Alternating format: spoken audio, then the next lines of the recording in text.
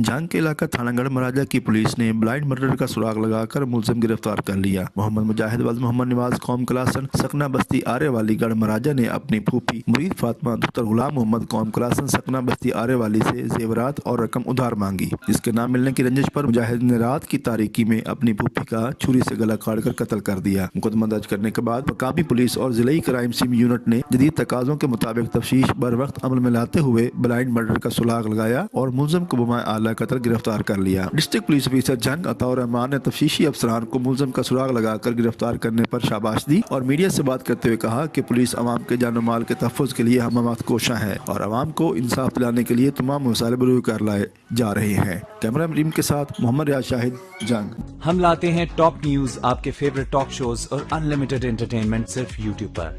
अगर आपने अभी तक हमारा चैनल सब्सक्राइब नहीं किया तो अभी सब्सक्राइब करें और बेल आइकॉन को क्लिक करके हमारी लेटेस्ट वीडियोस के बारे में अपडेट जानें।